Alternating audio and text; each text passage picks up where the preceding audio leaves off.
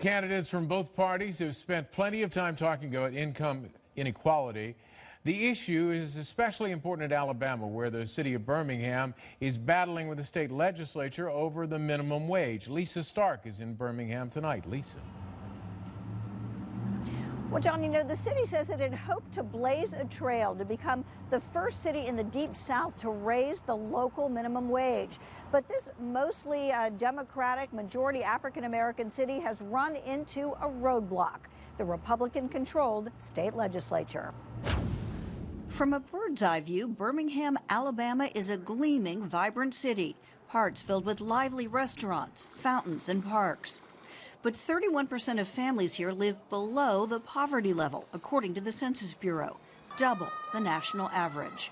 What do we want? 10, 10. What do we want? 10, 10. So the city last summer decided to raise its minimum wage in phases, from the federal level, $7.25 an hour, to $10.10. In the city of Birmingham, there are over 40,000 people that are making minimum wage. 47% of our children are at or below poverty right now. So the immediate impact would be for those families. Families like Jessica Whetstone's. She struggles to support 2 children, earning the federal minimum wage as a cashier at a fast food restaurant. Some months, like I say, I have to make arrangements. Like, you know, I'll pay a little on here, they'll work with me.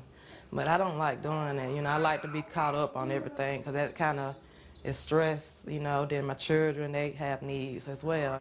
Under the city's plan, Whetstone's wages would have started to increase this summer. But it was not to be. The Republican-controlled legislature reacted with alarm, arguing that workers might be worse off because businesses would be forced to cut hours and cut employees. Lawmakers began considering a bill that would ban cities from raising the minimum wage. I think it would create chaos in this state with various municipalities coming with their own minimum wage.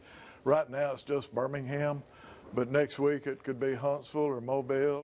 Fighting back, the Birmingham City Council voted last week to fast-track its wage hike, making it immediate. The state counterattacked, taking just 3 days to pass its bill, blocking Birmingham's new law.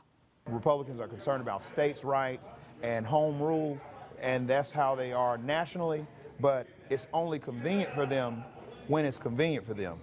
Alabama is one of 17 states to pass such preemption laws as the national fight for a living wage heats up. Higher wages and good jobs are hot topics in the presidential race. On the Democratic side, Bernie Sanders supports $15 an hour. And Hillary Clinton this weekend in Alabama denounced the state's move.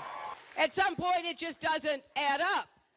Part of the reason you raise the minimum wage is because people deserve a living wage, and that actually helps other people get ahead.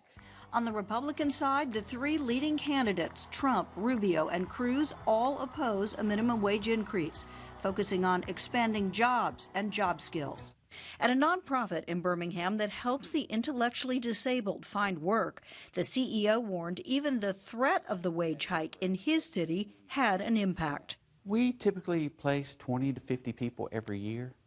So to go from 20 to 50 people down to 0 after the announcement, it was pretty obvious to us.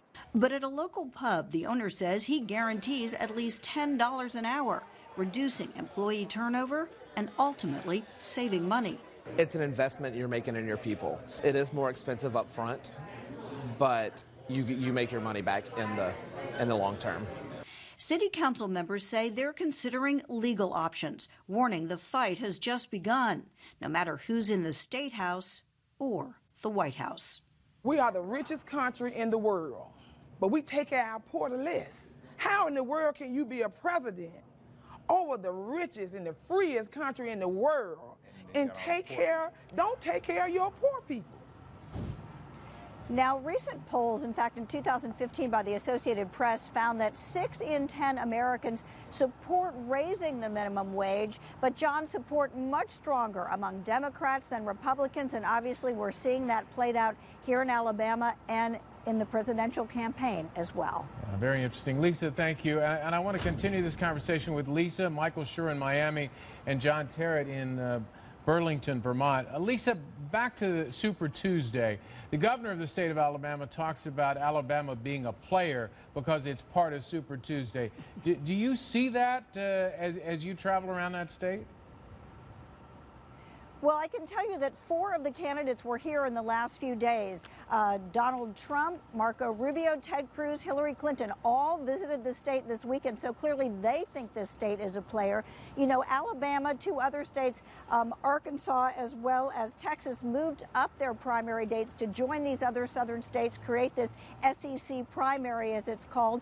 And I think it has made a difference. It shows that the southern states who sort of felt left out of the presidential elections in some ways because they held their primaries on so many different days, this has really put a lot of attention on the southern states and what they're going to do here in Alabama and elsewhere throughout the South. Yeah, I mean, Donald Trump talks about the thousands of people that come to his events, especially in Alabama. Is Trump mania evident from what you can see?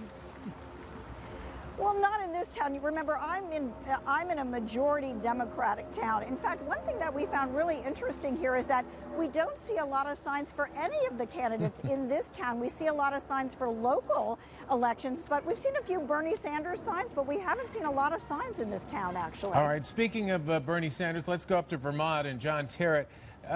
John, I mean, it is Bernie Sanders' state, but back, if you might allow me, back to Donald Trump. What